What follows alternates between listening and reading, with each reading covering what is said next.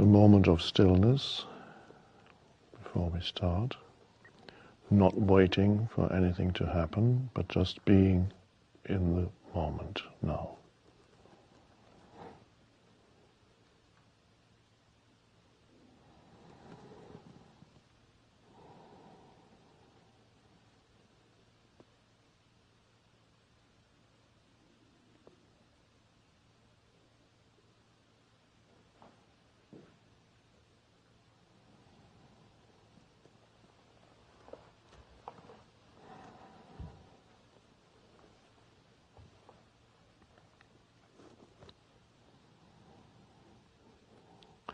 Make sure you're comfortable in your own skin as you sit there. If you're not comfortable, then just notice that you're not comfortable and allow yourself to not be comfortable, and then you become comfortable.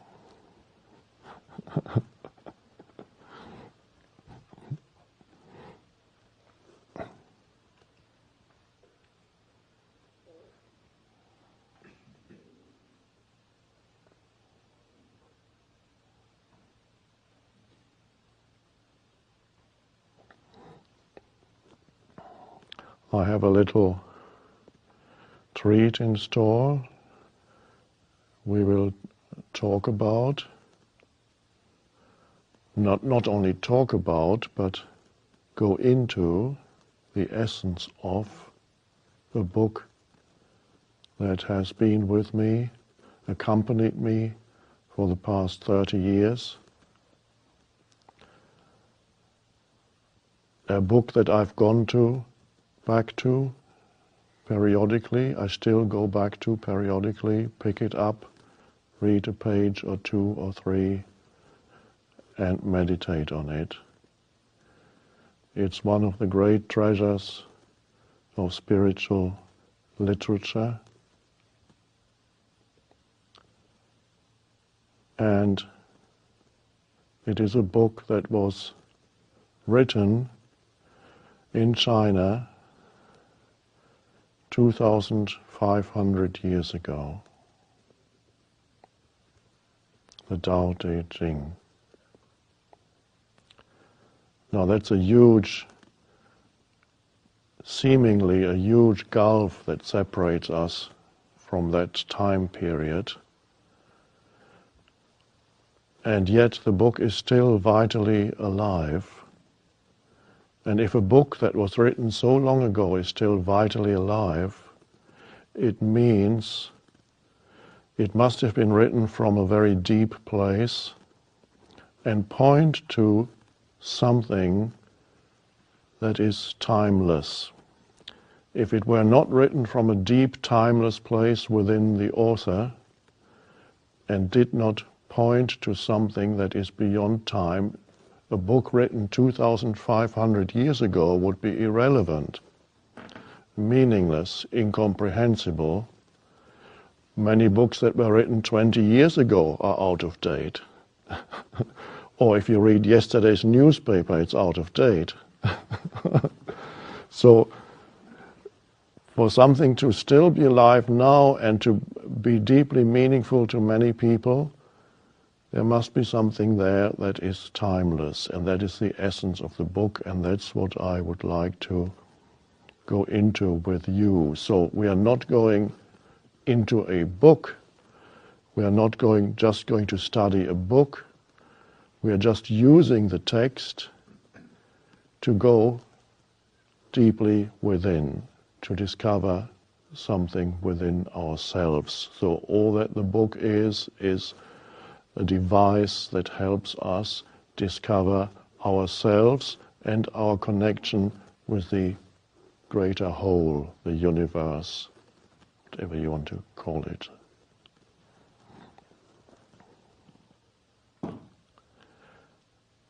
So, just very briefly, the historical context, it might be helpful to know just a little bit about that. This book was written about 2,500, 2,600 years ago in China. That, in other words, 500 to 600 BC. Now that was a very exciting and meaningful time period. Something incredible was happening during those, let's say, 1.5 to 2 centuries.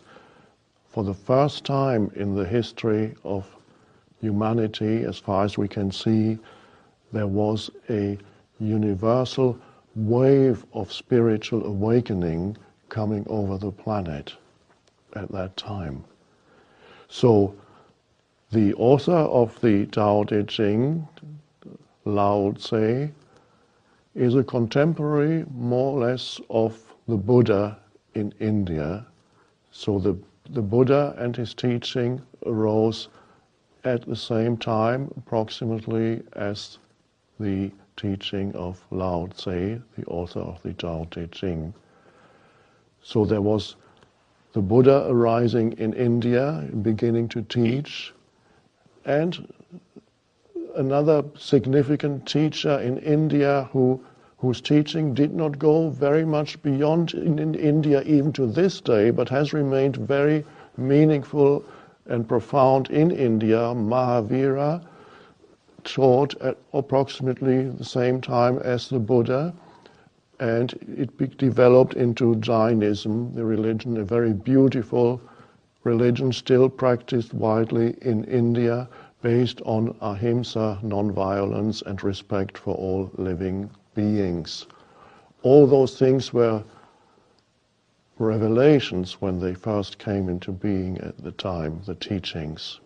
So we have the Buddha in India, we have Mahavira in India, all arising at the same time. In Persia we have Zoroaster, sometimes called Zarathustra, not to be confused with Nietzsche's Zarathustra, which is a completely different character. Zarathustra, the prophet in Persia. We have at the same time in ancient Greece, and that was a time before the famous Greek philosophers started to teach, Plato, Aristotle, Socrates. It was earlier than that. Those were philosophers that arose for the first time there. They are called pre-Socratic philosophers because they predate Socrates. We only have fragments of their philosophy, but those fragments are enough to show us that their teachings were in some ways, this is how I feel, more profound than the later, more differentiated teachings of Socrates, Plato, and Aristotle. My favorite pre-Socratic philosophers are Heraclitus and Parmenides, and we only have small fragments, but the fragments show us that those teachings were still in touch with the source of being, the source of life, the oneness that underlies all phenomena. And later, as the philosophy became more differentiated, that was becoming lost. The philosophies became very interesting and much more differentiated, but the connection with the root of all life, the unmanifested oneness, the transcendental dimension, gradually became lost. So those philosophers 500 and 600 BC still had that connection. And they showed people, they also realized that humanity had lost it. So it was part of the wave of awakening that was coming over the planet, the teaching of those philosophers. This is not philosophy as we understand it these days. It's about inner transformation, not speculation. Those were not speculative philosophers in the same way that Buddha wasn't speculative, Mahavira wasn't speculative. So it is a transformational teaching. It's about inner transformation, not about figuring something out with your mind. So we have that arising, the awakening arising in Persia, the awakening arising in India, the awakening arising in ancient Greece. And now we come to China. We have Lao Tse, his teaching at the same time was arising in China. All part of this wave of awakening that we are now experiencing again, even on a much larger scale now.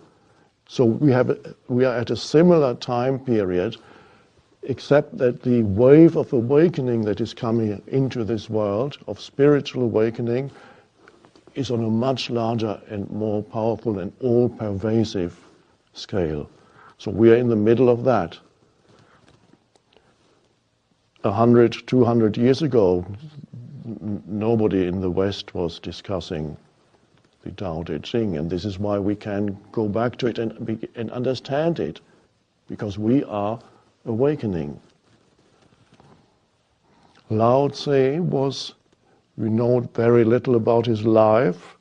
He was, they say, in charge of the archives of a kingdom called Shu, and reached, well, don't know how old he was when he was becoming bored with the life of the court and the intrigues and the conflicts around him, and so he decided to leave his job and to leave his homeland and just go out into solitude. And the story goes, nobody knows whether it is true, that he left and he got to the border of the kingdom. There was a little border crossing and a gate, and the gatekeeper said, "I'm not going to let you pass unless you write down your wisdom." So he must already have had a certain reputation as a wise man, but he had never written anything. And so all he could do, he said, "Okay, then I'll write it down." We don't know how long it took. He wrote it down. And the gatekeeper let him go, and that is the Tao Te Ching. That is the teaching, and that is the book. And then, according to one story, the last we ever know of him, he was sitting on a water buffalo, riding off into nowhere, and that's the last that anybody ever heard of him. Nobody ever saw him again. That's one version of the story. Another version of the story is that he continued to teach and reached the age of 160 years.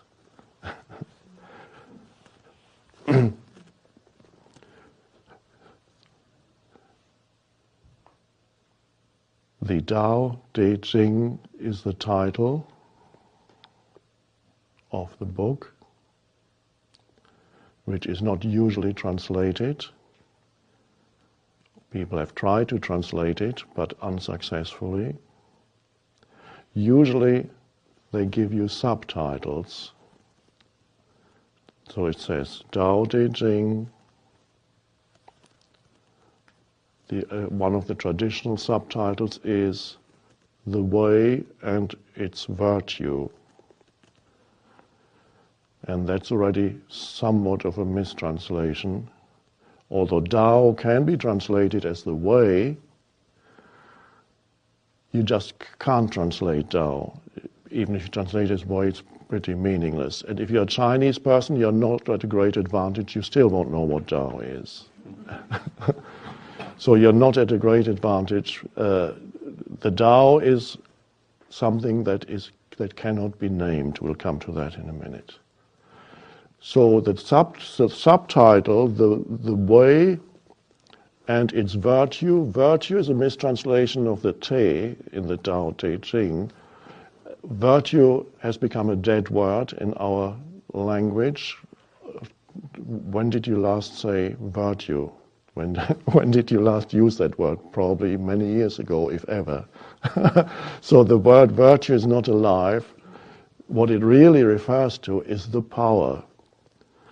So to translate, it's the power of spirit, of the transcendental dimension. The way and its power is a better subtitle for the Tao Te Ching. The way how to live. The way to living in alignment with the one power that underlies the universe, the one thing that you cannot name, that is not a thing. Living in alignment with the ultimate, which sometimes is called God, but the moment you call it God, That's not it. You've made it into something. It is not something. It is something that flows through the entire universe, animates the entire universe, and at the same time is beyond it. That is the Tao. And that is something that you can discover within yourself. You can live in a way that connects you with the inner source of all life, of all being. So the way and its power, he is teaching us how to live so that we are in alignment with the power that underlies all life, which, as Lao Tse says, for lack of a better word, I'll call it the Tao. And the Tao, that's a good thing, because you can't do much with a word that you cannot exactly see what it means. The same way that Buddha used the word emptiness. You cannot worship emptiness. It's a negative term. It negates form. So it's always been the tendency for humans to worship concepts. The concept of God arises in your mind, and then you start talking about God. The concept of God becomes an idol, because it's no more than a thought. So that you can't do that with the Tao, because you can't picture it, you can't form an image of it, in the same way that you can't form a picture or an image of emptiness. So that is the transcendental reality that the book points to, and it shows us the way to it. So there's great power there. And the book came to me for the first time in my 20s, maybe mid-20s. Somebody said, have a look at this is interesting. And I looked at it, and something drew me into it, but then I couldn't quite, it was so obscure that I knew there was something hiding there in the book. There was some truth hiding, but I couldn't get it. It was there. And then I put it aside, and okay, I have other things to do now. And then years passed, and then in my early 30s, I rediscovered the book in a different translation. There are many translations available. And not only was the translation better, something had by then taken place within me, an awakening, a shift in consciousness. And through that new consciousness, I looked at the book and I said, wow, he's talking, I know what he's talking about.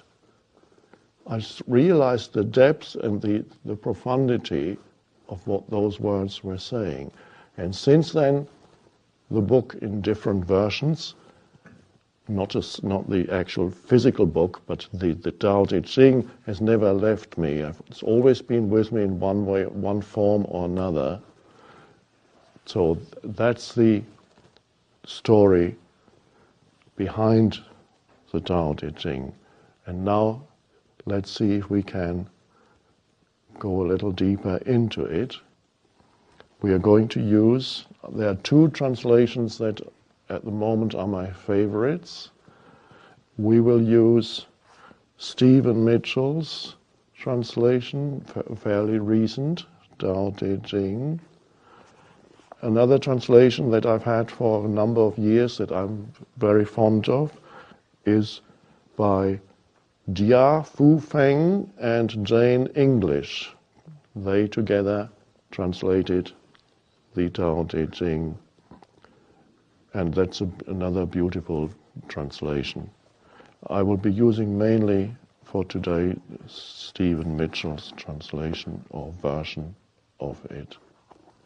And the first two lines of the Tao Te Ching are very famous. I've quoted it quite a few times. But even there, sometimes translations differ. The first two lines are, the Tao that can be told is not the eternal Tao. What he's saying is, you cannot really speak about the ultimate reality.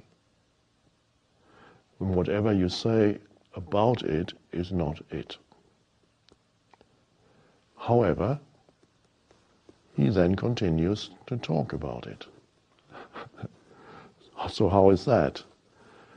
Well, he's telling you not to attach yourself to the words, not to begin to believe in the words or in concepts, not to make it into some new belief. The truth is not in the words. That's what he's saying. The truth, the words only point to the truth. And the truth is only to be found within you, beyond the realm of mind or of thinking or of concepts. So that's just a little, very important, those first two lines. The Tao that can be told is not the eternal Tao. Okay, and now let me tell you about it. Because the Tao is in you, and the only place where you can discover it is in you. And so the book shows the way to discover who you are beyond who you thought you are, beyond whatever your mind is telling you who you are.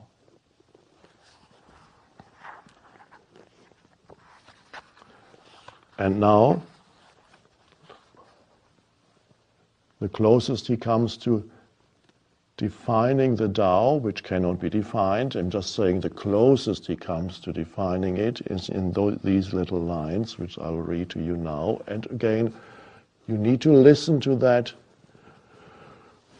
not just with your head, but you need to listen to that with your belly or your entire being, those words, because you cannot understand them just through the mind. If they are meaningful, or if you can sense the power that is in the words, then you are sensing your own power beyond thought activity. There was something formless and perfect before the universe was born. It is serene, empty, solitary, unchanging, infinite, eternally present. It is the mother of the universe. For lack of a better name, I call it the Tao.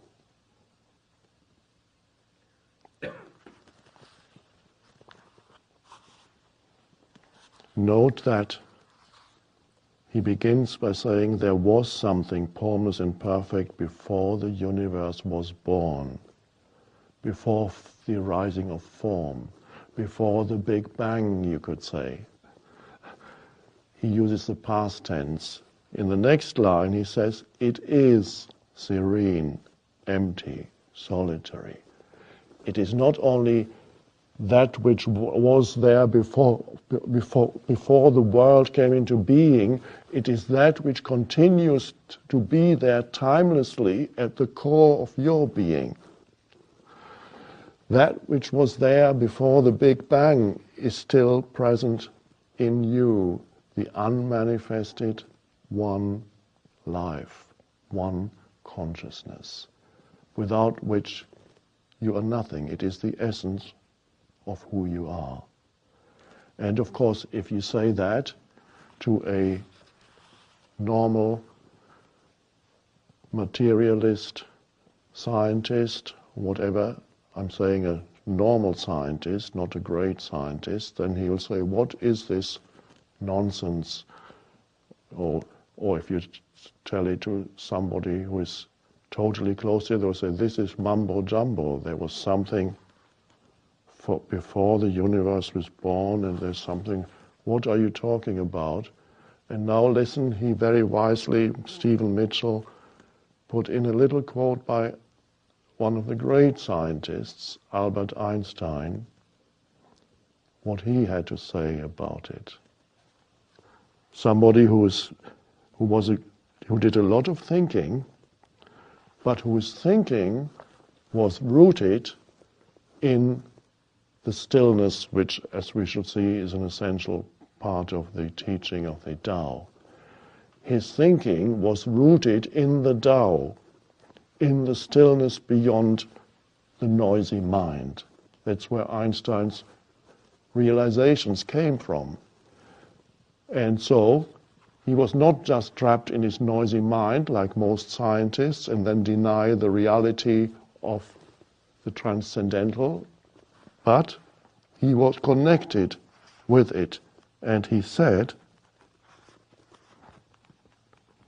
I'm not used to quoting from books in talks.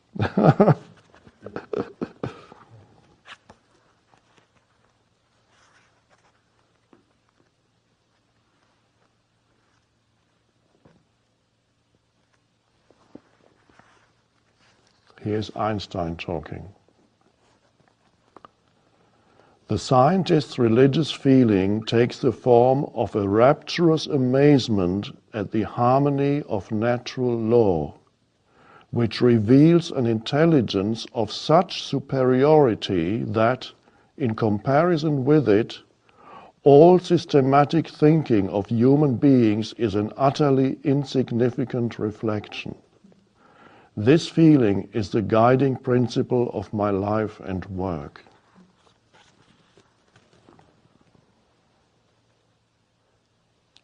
The recognition of a vast intelligence that underlies all of creation. Instead of saying, what, something more intelligent than me? That can't be, that's mumbo jumbo. But something that I can't understand, I can't categorize, what mumbo jumbo is that? This is what the Tao Te Ching calls standing on tiptoe, and you're not stable.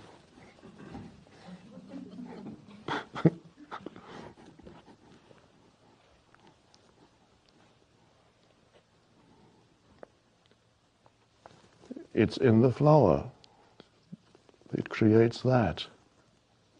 It's in you, it pervades the very space around us. It comes through the human brain, the brain is like gives it some form. And when the brain goes, it no longer goes through that form. It's the very consciousness that you are. So this shows that Einstein was in touch with that dimension. That's why his thinking was inspired. That's why he had sudden revelations.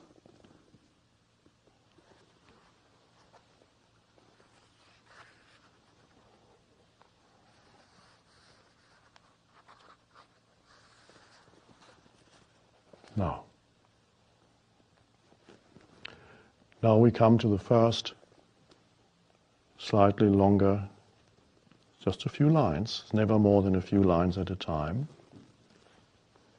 How to live, to be in touch with that.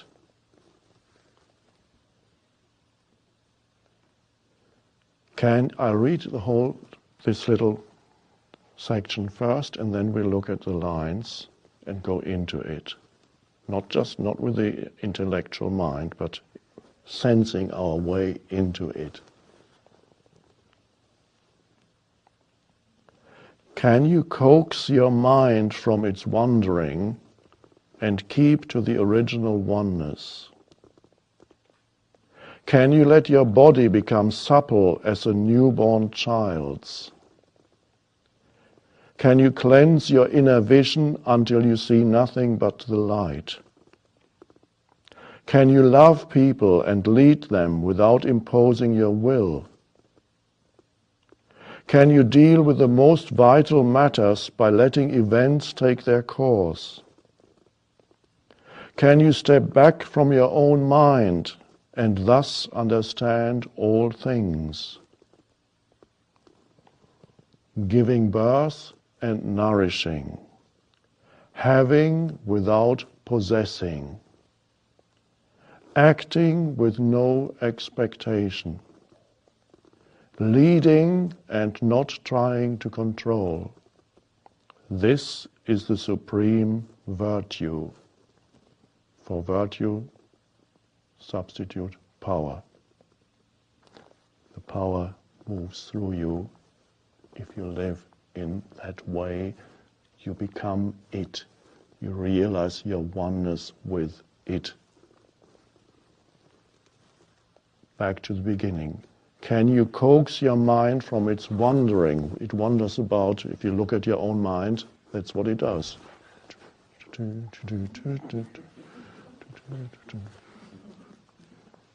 It goes one thing to another, one thought leads to another thought, and goes on and on. Sometimes I call it the voice in the head. Can you coax your mind from its wandering and keep to the original oneness? In other words, is it possible for you to sit still for a moment and don't give attention to every thought that says, follow me, I'll show you the way. That's what every thought says, I'm important, think about this, think about this. Okay, and once you follow up one thought, and then it becomes another one. And another. Stream, then you get, that's how most people live, continuously immersed in just chatter, mental chatter, streams of thinking. It's even become literature in the 20th century. It's called the stream of consciousness. James Joyce. You get 30 pages without any punctuation marks. Just he wrote down how he observed his own mind, and he wrote down how it works. It goes on and on. No period, no comma, nothing. Normal.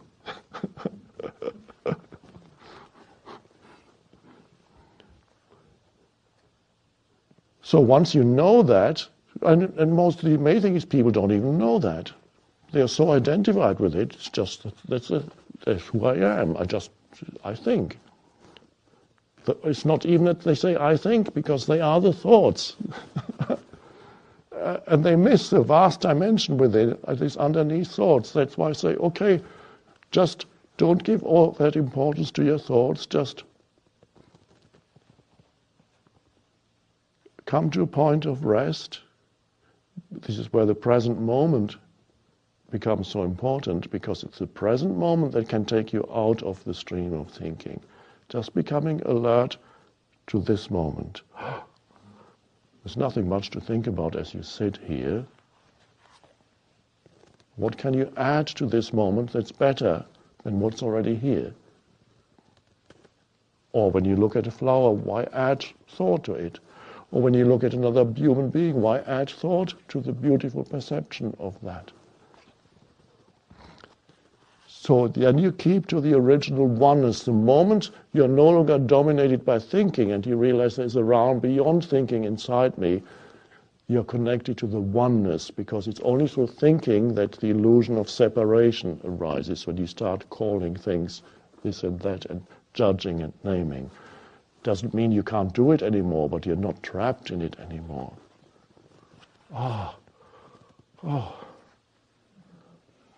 Can you let your body become supple as a newborn child's? When you are immersed in thinking, your body becomes rigid because it reflects what's going on in here, a lot of which is problematic. I need to think about this. And the more problematic your thinking is, and all thinking is problematic, the more lifeless your body becomes, and the flow of energy through the body diminishes. You get rigid, you get tense, you're holding in. Can you let your body become supple as a newborn child? This is a free translation. If you go back to the more literal translation, he's actually saying, can you concentrate your chi, or your vital energy, until your body becomes supple as a little child's? This is really his teaching, body awareness. Can you go within, take attention into the body, and to feel that you're alive inside. Can you feel the aliveness in your hands? Can you feel the aliveness in your feet? Can you feel the aliveness that pervades the entire body, takes you out of your mind? Even as you sit here, can you feel that? There's a very ancient Taoist practice, thousands of years old, almost as old as the Tao Te Ching, which tells you should breathe with your heels up, from your heels upward. It says, can you breathe from your heels upward? Of course you can't, because you can't suck in air with your feet. But it's just, what it's saying is, it is directing attention to your feet, and you imagine that you're breathing from down there. You're breathing through your heels. What that does is you suddenly become aware. It starts from the bottom of the entire energy field. As I'm breathing in, just simply imagine, are you breathing in from your feet? Energy starts to move in from down there. Imagine that you're actually breathing in from your feet, and then the energy of the breath flows into the body.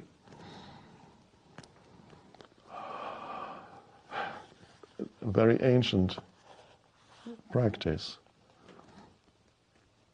That particular one I only discovered 2 days ago, that somebody, thousands of years ago, they recommended that already. And I said, oh, that's the inner body. That's what I was talking about, that I always talk about. Can you cleanse your inner vision until you see nothing but the light?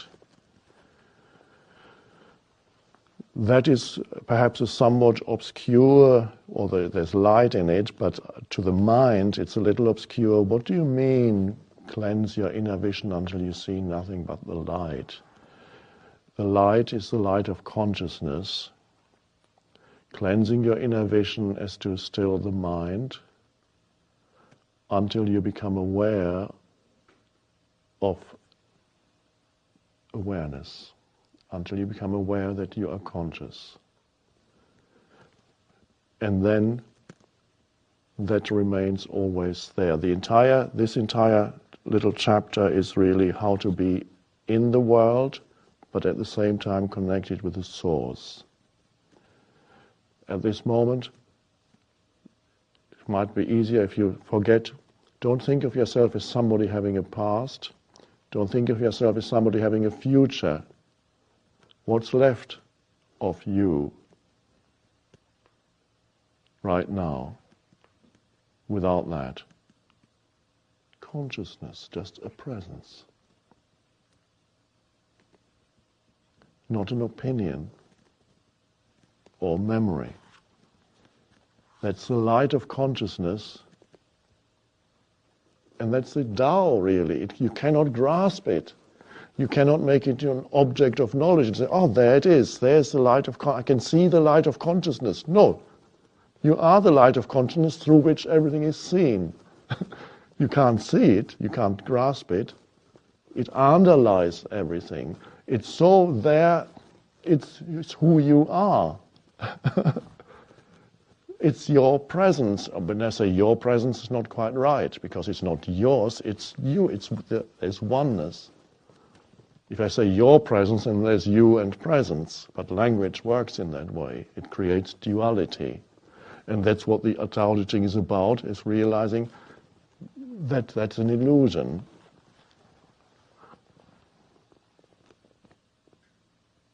Can you love people and lead them without imposing your will? This is imposing your will. In another translation, it's always helpful to look at different translations. It says, can you be without cleverness in this world? I talk about cleverness in one of the books, that the ego is clever because it tries to work out some advantage for myself or for us. It has its little schemes. It tries to use people.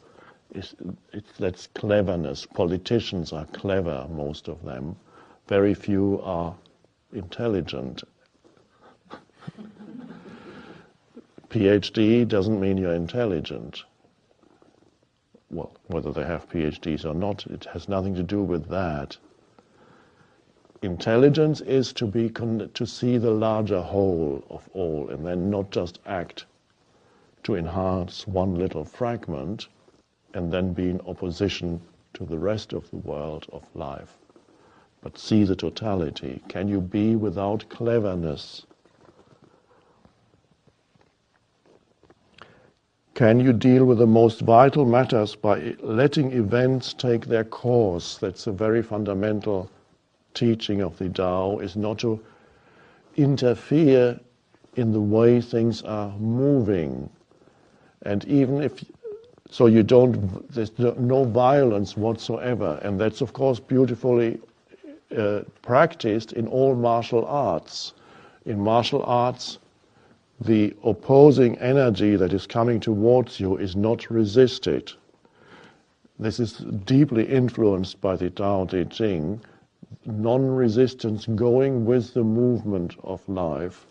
The Western approach is somebody comes towards you and you hit back. It comes towards you and you go, oh. And the Eastern is, the force is coming towards you and you go with it. And then suddenly your opponent falls. The very energy of that attack movement is used to defeat the opponent. You have not opposed it, you go with it. There's almost, we can say, no violence in it, and yet extremely powerful. And that can be applied in many things. It can be applied in daily life, in not getting involved in useless discussions, not identifying with mental positions of rightness. I'm right and you are wrong. And then you start, this energy is totally takes you out of yourself. Not engaging in useless discussions, being able to listen in a state of openness to another, not identifying with your opinions and then opposing somebody else's opinion. Can you step back?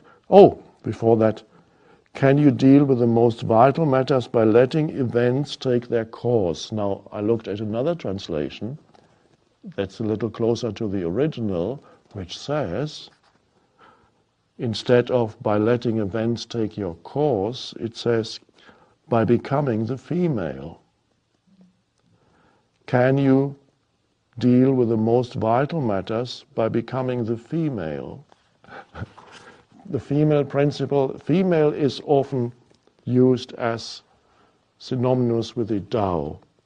So one could almost say that the feminine principle is the principle of allowing, which is like this, whereas the male principle is this.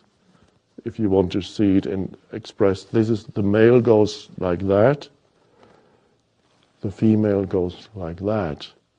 And according to this teaching, the female is, one could almost say, expresses the Tao more clearly than the male. It's somewhat easier to express the Tao through the female form than the male form. And if you're male, then you have to discover the female in yourself to be one with the Tao. Also, you have to discover that. The allowing, for example, when I say, allow this moment to be as it is, that's a female. You're not fighting what is. You're allowing what is. There's an embracing. You see it sometimes with Kuan Yin statues, the holding hands like that, or Virgin Mary statues, which are all expressions of the female, all embracing, all embracing. Can you be the female in any situation? And that's, so in a discussion, can you be, some women would say, oh, I don't like this idea, I want to be powerful. They don't realize that the power of the female is enormous. The power of allowing is far greater than the power of interfering. Can you be the female?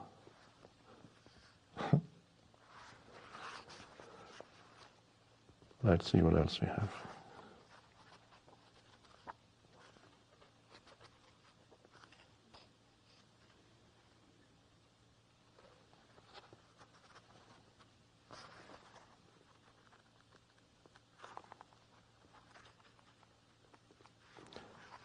Before we go to another longer one,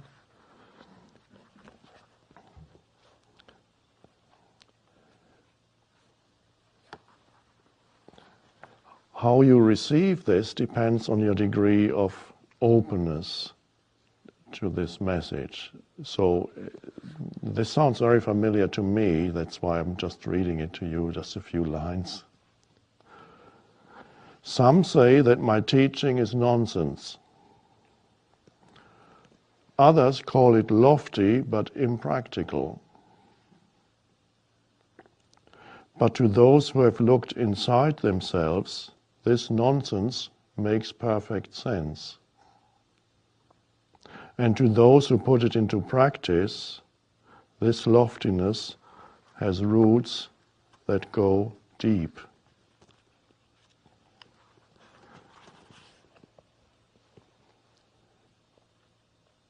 So there are some people in whom the openness is not there, and then what we are talking about here is totally nonsensical.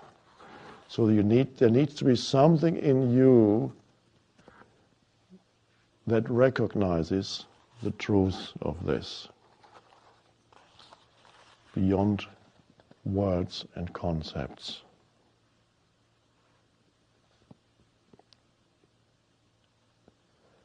Empty your mind of all thoughts. Let your heart be at peace.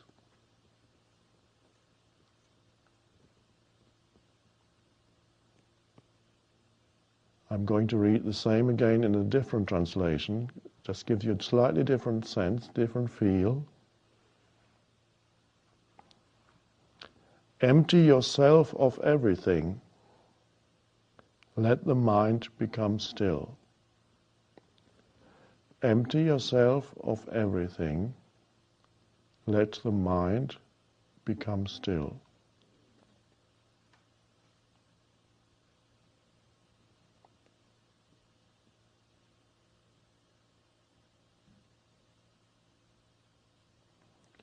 Watch the turmoil of beings, but contemplate their return. Watch the turmoil of this world, of all the activity of this world, of all beings involved in running around. Watch it, which means be the awareness, and contemplate their return. They all return to the formless, sooner or later. All the forms. Imagine you're seeing a movie. I love to see old movies, like movies made in the 30s or so, or 40s. And I love seeing, for example, you see street scenes, actual street scenes, big city, London, New York, whatever, people, hundreds of people running around going about their business. But this is what the turmoil of beings, as it's called here. You have to see it, and I see that in amazement. I watch that. This refers to watch, but contemplate their return. And when I watch that, I realize all these people, the actual street scenes, all these people are no longer there. They're all dead now. It was so important what they were doing, wasn't it? It looked so important, running around, cars going. And if you had seen a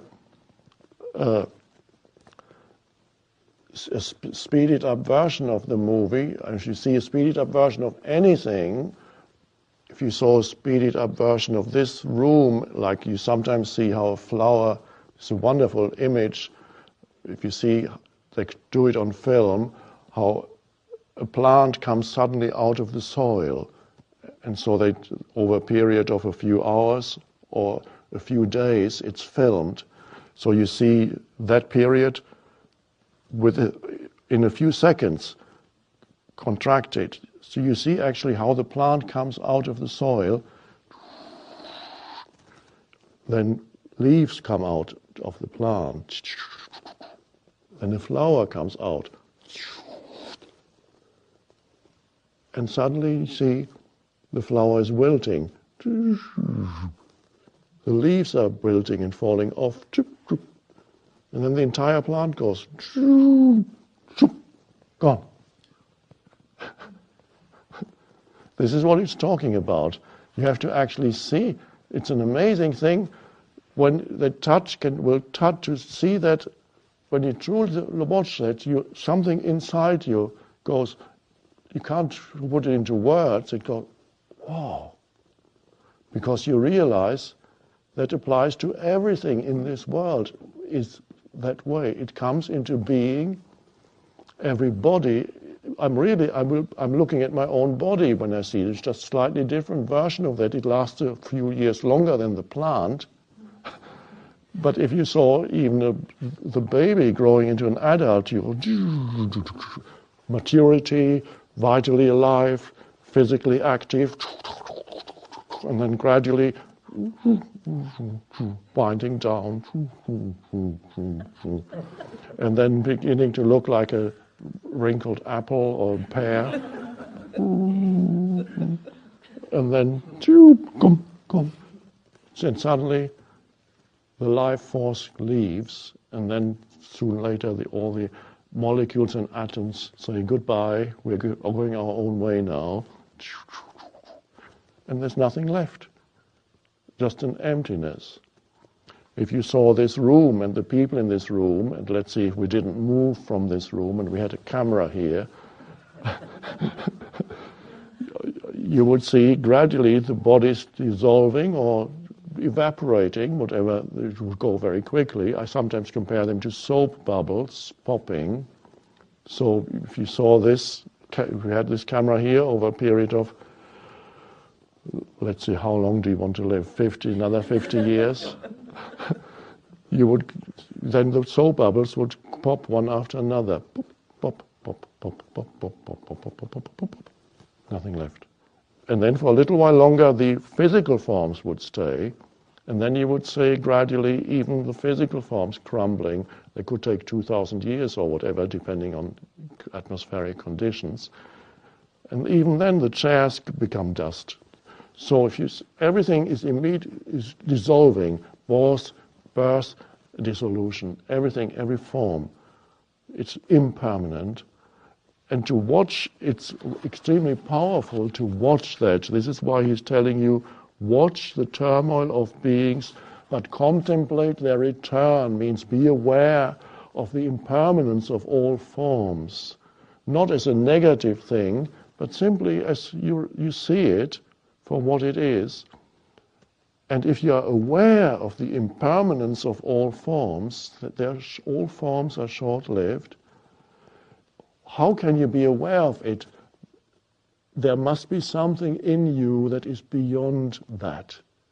It's only from, as I sometimes say, if the entire universe were blue, the color blue would not exist for you, because there would be nothing to differentiate it from. Then if we said everything is blue, you say, what are you talking about? There's blue, what's blue? If there's no other color. If everything were impermanent, you wouldn't even know it. But there is something in you that is beyond that. It's only from there. And that is why the contemplation of impermanence can put you in touch with that, because that in you, which is the consciousness, the timeless presence, the light of consciousness, is not touched by that. And then the question the mind asks is, well, but what about when I die, I lose consciousness? Or if a brick falls on my head, I lose consciousness. What about that? All it means is that consciousness can no longer flow through your brain into this world. It then has to withdraw and seek another channel. Consciousness is not affected. You cannot lose consciousness. Isn't that amazing? Why not? Because you are consciousness. It's the essence of who you are. So you can't lose yourself. Consciousness, you can also say life. You can call it life.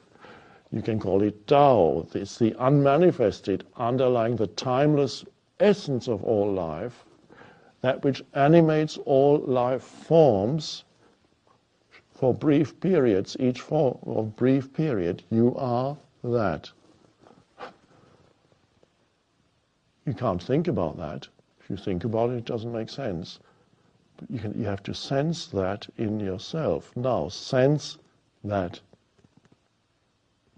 You can't know it as an object of knowledge. You can only know it as yourself, because it's the subject of all knowledge. Each separate being in the universe returns to the common source. Returning to the source is serenity. Another word for serenity is stillness. All things return to the source out of which they have come, the life, the unmanifested one life. Returning to the source is stillness. Now, the wonderful thing is, we don't have to wait until we die to return to the source.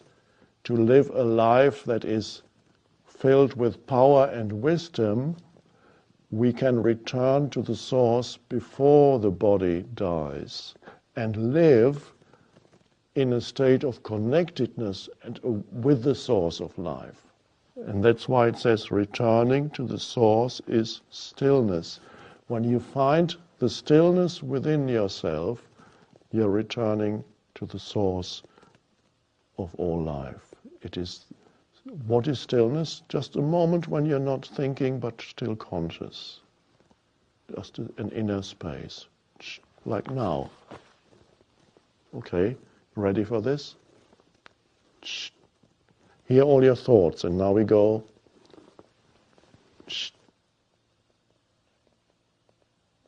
And then thoughts come creeping back. And then we go.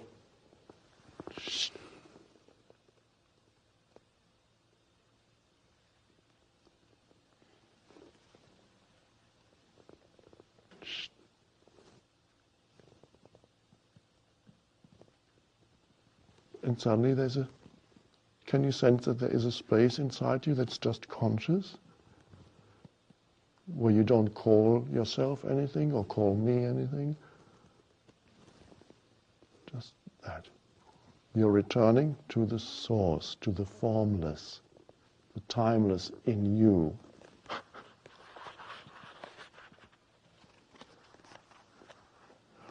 If you don't realize the source, you stumble in confusion and sorrow. If you don't realize the source in yourself, you stumble in confusion and sorrow. That's how most people live, unfortunately.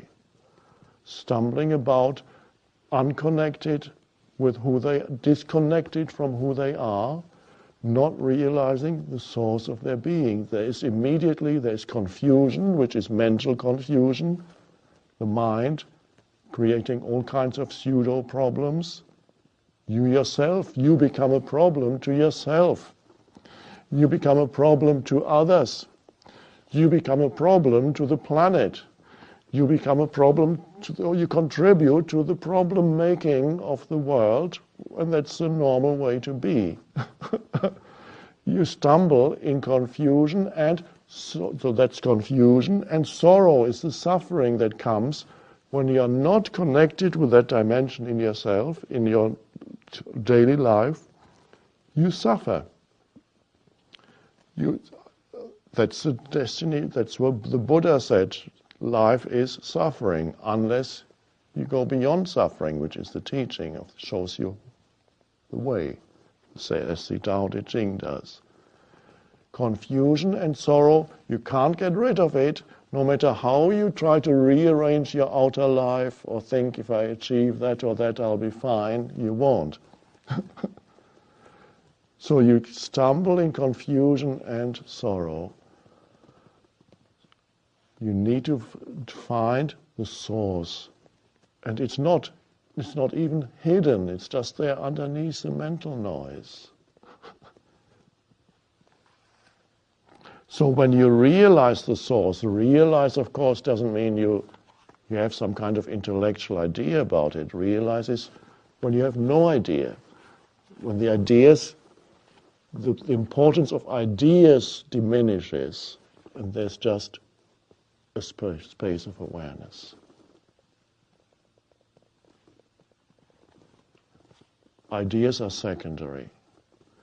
In fact, you will have some interesting ideas coming out of that, creative ideas, new insights, but they are secondary.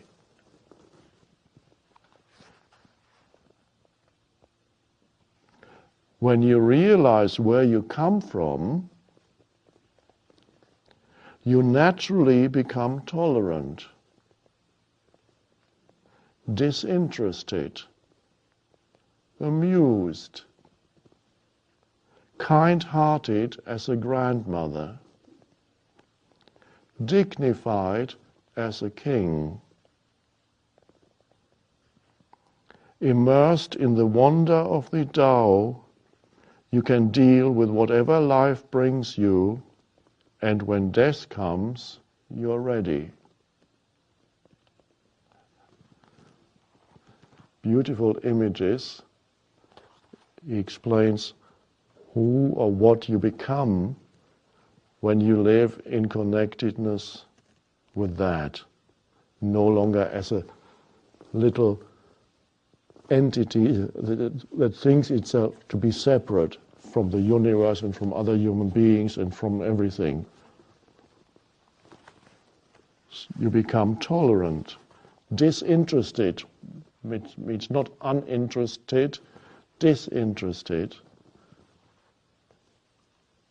amused. There's a little bit of amusement at all the things that people in this world feel is so serious and so important, and all their fears and ambitions and all the things they run after. You'll then become a little bit amused at all this, what is called the turmoil of beings, running around like little rabbits. All this, it's so, I have so many problems to think about. Oh my God, what's happening? Oh no, God. You become a little bit, you become amused a little. There's a slight smile. You don't, but sometimes you might even laugh, but there's a little bit of a smile, because you know it's not ultimately real. What they believe to be so important is ultimately not that real. It's a temporary thing. It's relatively real, not ultimately real. In other words, everything is a little bit like a dream. For example, what happened to you yesterday? Where is it now? A little bit like a dream. Whatever was important then, it's gone to even breakfast this morning. Okay, did I have breakfast or was that a dream? Not that much difference. Or you come to the end of your life and suddenly you think back all those years. That was a long dream. Was it a nightmare?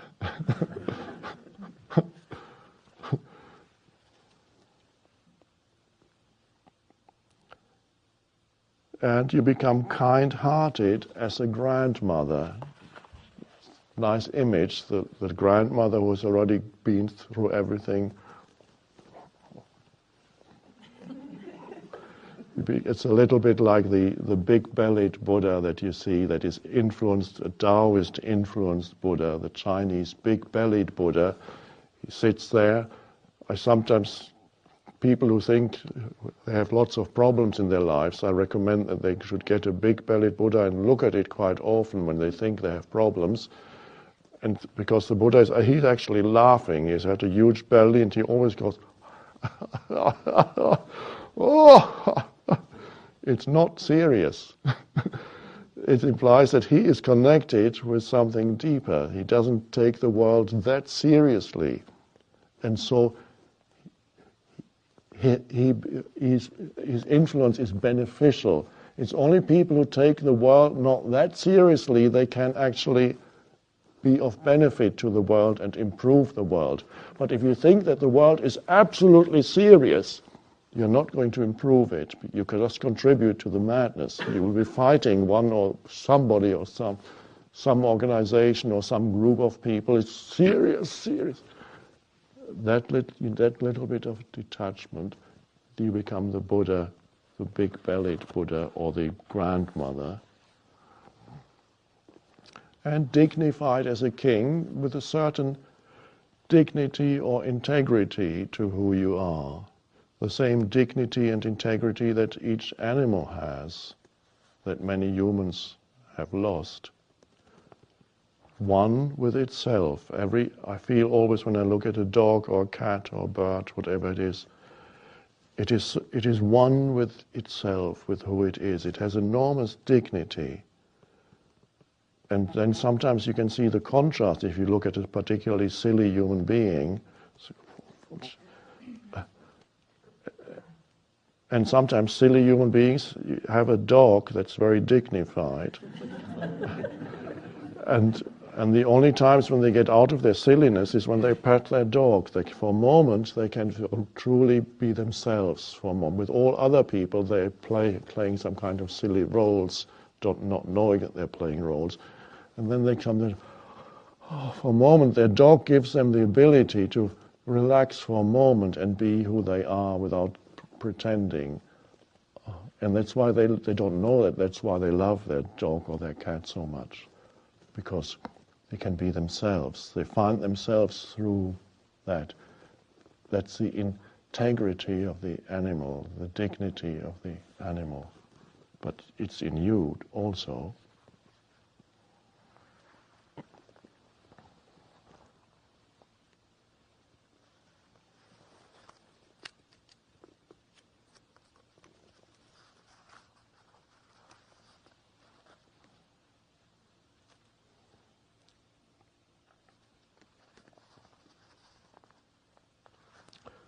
This is a nice one about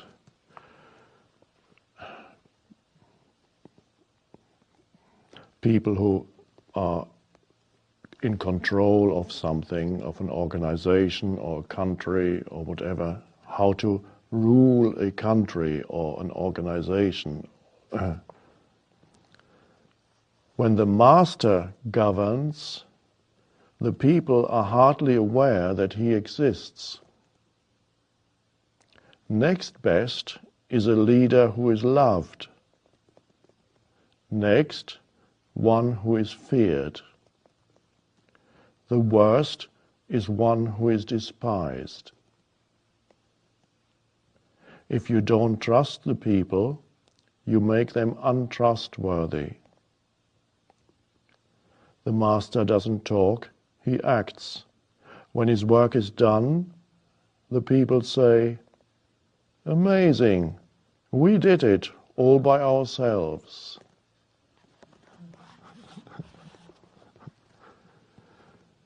So the greatest ruler is you are not even aware that he or she is there.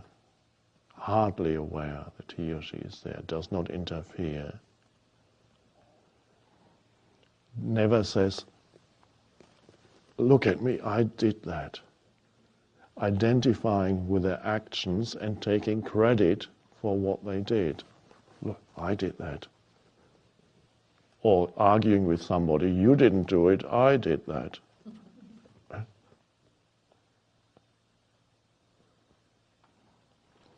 That same thing can exist. This talks about having gone beyond ego and beyond mind and identification with action. You also find this phenomenon in some very simple people who haven't developed an ego yet. They sometimes do wonderful things, but there's no entity that says, look, I did that, or that feels, I did that. Beautifully expressed in the film Forrest Gump, where the hero or the anti-hero does not have an ego, he is below ego. He helps many people and many good things come into his life, but he has no sense of a separate self. He lives in the right way, not what this describes, because this describes of going beyond ego. But he hasn't arrived at ego yet, so still lives in the sense of oneness. And if you live in the sense of oneness, the universe to a large extent becomes helpful. Helpful things come into your life because you are no longer separating yourself from life.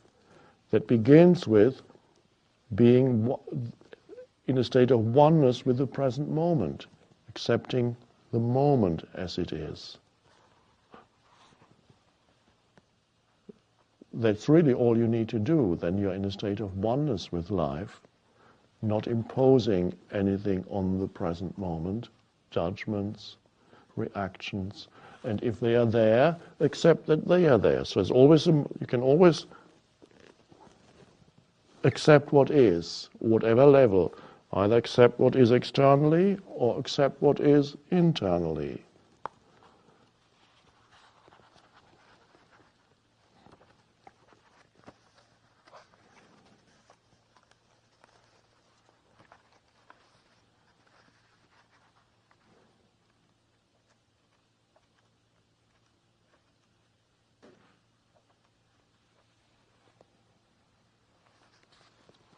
And now here's very wonderful thing about how your state of consciousness affects the world. That there's a correlation between the collective consciousness of humanity and the state of the planet. And there is a correlation between your state of consciousness and whatever happens to you. Not always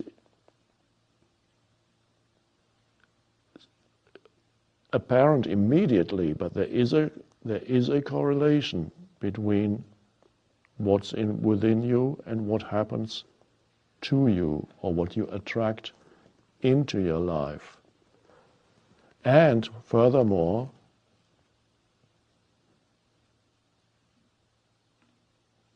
it's not so much that what happens to you is your fate or your destiny.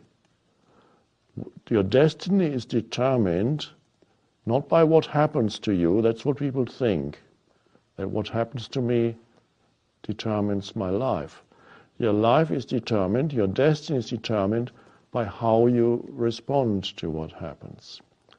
And what happens next is determined by how you react or respond to what happens now.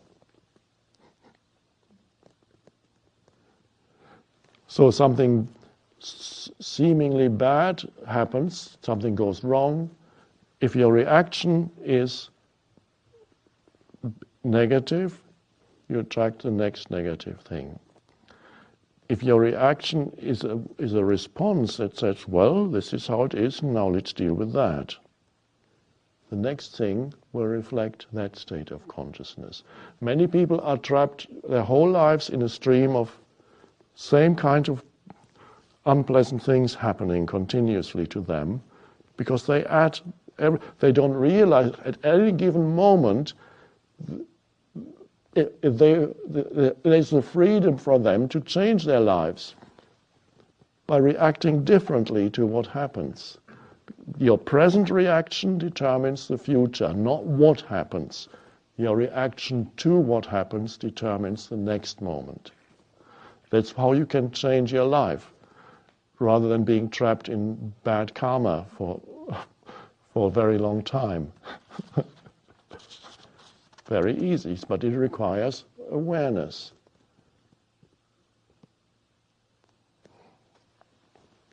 And here the Tao Te Ching talks about how the collective consciousness affects the planet. In harmony with the Tao, the sky is clear and spacious. The earth is solid and full. All creatures flourish together, content with the way they are, endlessly repeating themselves, endlessly renewed. When man interferes with the Tao, the sky becomes filthy, the earth becomes depleted, the equilibrium crumbles, creatures become extinct. The master views the parts with compassion because he understands the whole. His constant practice is humility. He doesn't glitter like a jewel, but lets himself be shaped by the Tao, as rugged and common as a stone.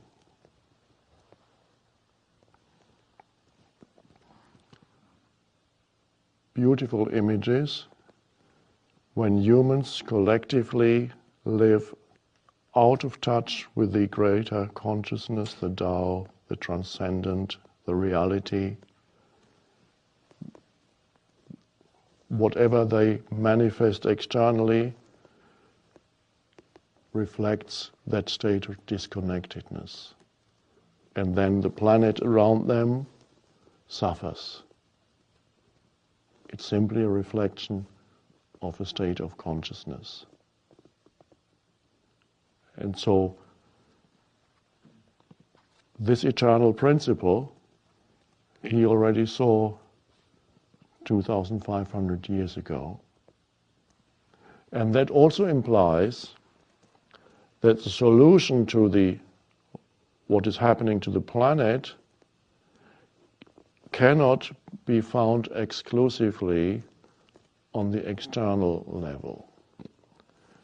Yes, of course we need to change things that we do on the external level, but unless the consciousness, the state of consciousness that is our habitual state changes, even if we remove one evil from somewhere out there, it will be replaced by some other thing that has the same harmful influence on nature and the planet. So the fundamental is the shift in consciousness in humans, in humanity, but not waiting for others to change. Humanity is you. Humanity is I. You are humanity. The shift in consciousness needs to happen in you, and then the planet will be saved. So that is vital.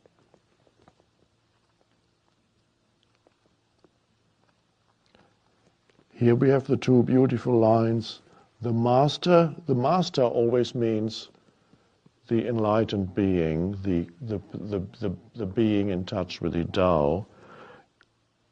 Here he happens to use the he pronoun, but he changes continuously in this translation.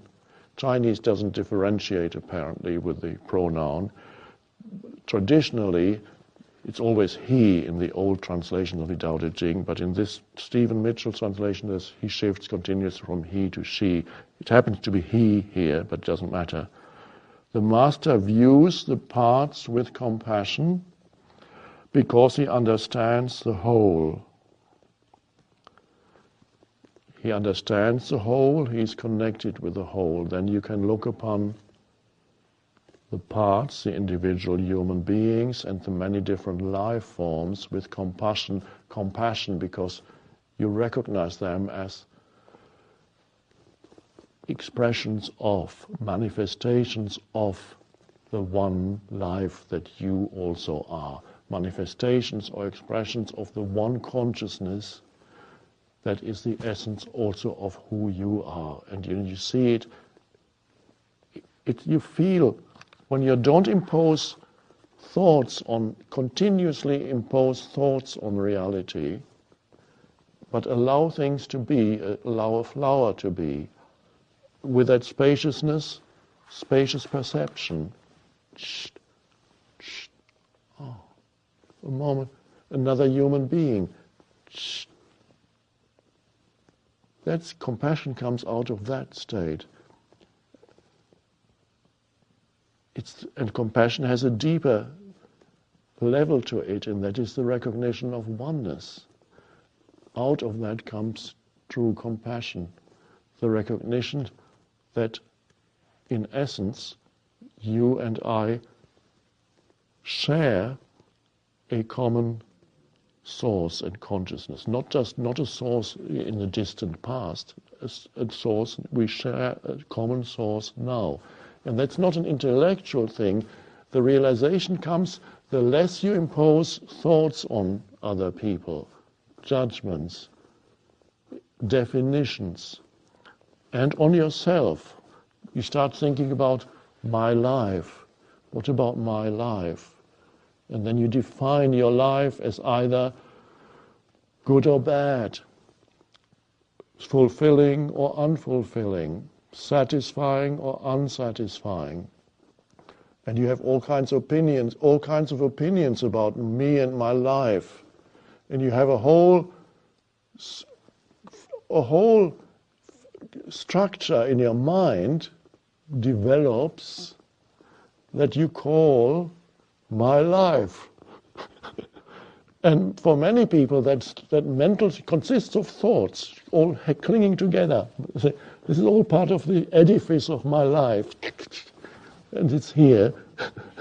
And they all cling together, and people think that's who they are. It's just thoughts about, it's definitions about them. They're just thoughts. And when you don't know that cuts you off from who you the power that is there underneath all that, the power of consciousness itself, the Tao. You're cut off, and you live as if that thing were real, and you try to somehow make it better on the level of the thought structure of my life, or try to convince yourself that, oh, my life isn't that bad after all.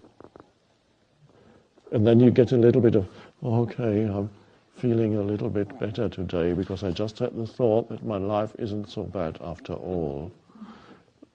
Or you see somebody who is in suffering, say, oh, I'm better off than that person, and you have a little bit of happiness. My life isn't so bad. Many people's lives are far worse than my life. Okay, I should feel good. Okay, a little bit of feeling a little bit good for a few moments. But the structure of my life is not a satisfying one for almost anybody. If you don't go beyond that structure, you might think the people you read about in People magazine or wherever are better off. They're just as unhappy as everybody else, because unless they've gone deeper, some may have. My life, it's a figment of the imagination. There is no such thing as my life. I don't have a life. How can I have? What does that mean, I have a life? I am life. I am an expression of the one life, the one consciousness, the Tao, expressing itself briefly through this form. And the very power of all life is here. Why have some mental structure that gives me a sense of identity, that tells me who I am with definitions and judgments and not good enough or better than, all kinds. Unnecessary, as sometimes called in the Tao Te Ching, unnecessary baggage. Walking around with unnecessary baggage. Oh, my life is so heavy and it's hard. I have a hard life. Where's your hard life at this moment?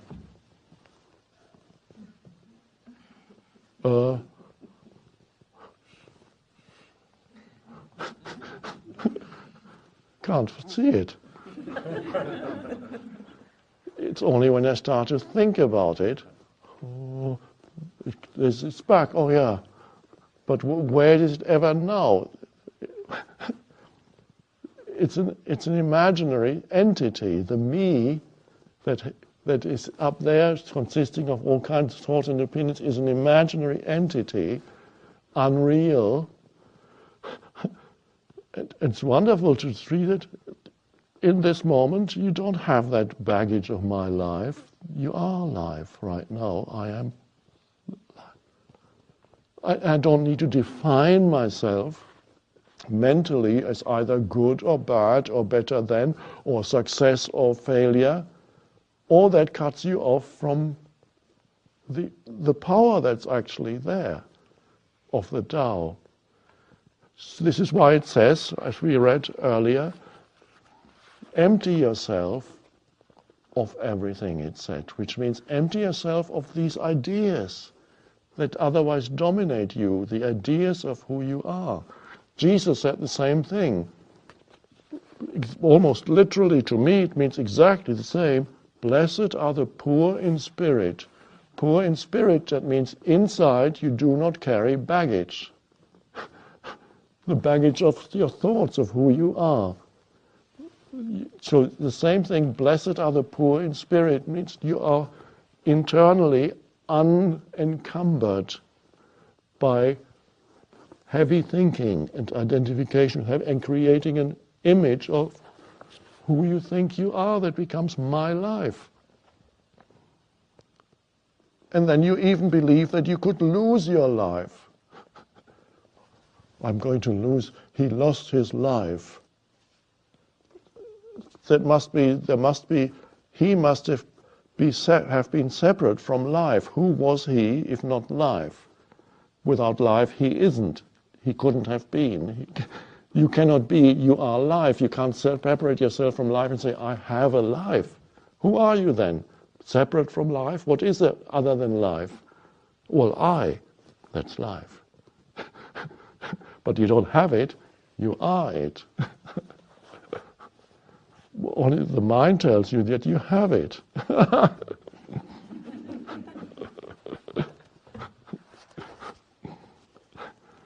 Insane. But normal. Normal and insane.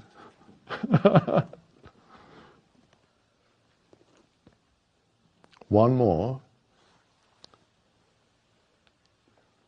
He who stands on tiptoe doesn't stand firm. He who rushes ahead doesn't go far. He who tries to shine dims his own light. He who defines himself can't know who he really is.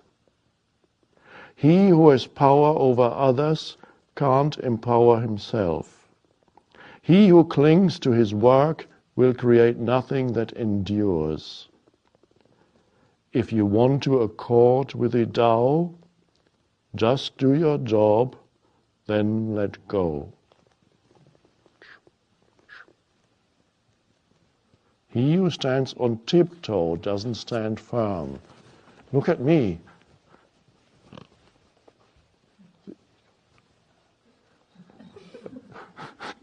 Me, my life. Unhappy, or look how miserable I am. Look how great I am. He who rushes ahead doesn't go far, always looking to the next thing. What do you have to do now? Always grasping for the next, what's the next thought that I need to worry about? And the next thing, rushes, entire civilization stressed out, all disconnected from the Tao. They're all rushing ahead. No time for anything else. No time.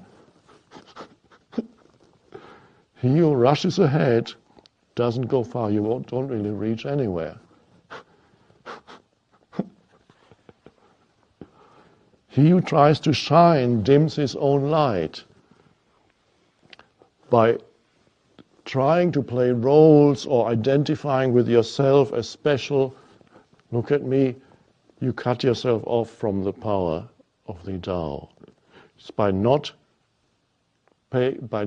directing attention to yourself, the power comes through you. Not identifying with anything that you do, because you don't do it. If it's a pity in a way that I wish sometimes, it's a little joke, I wish I had written The Power of Now when I still had a big ego, because now the ego would feel so great. Me. But then, of course, the power of now couldn't have come through the ego. So,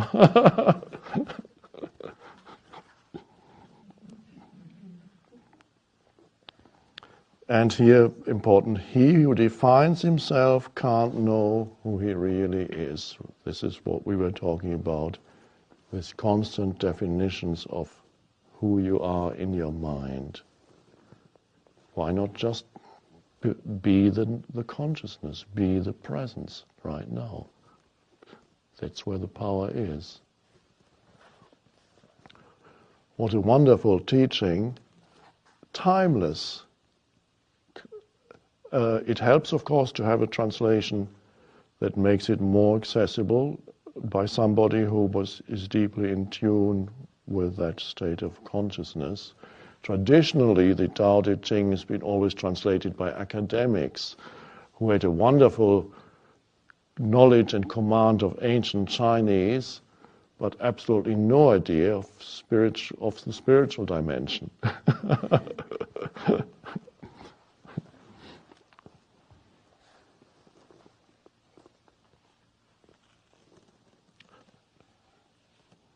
The Alpha and the Omega, the beginning and the end, stillness.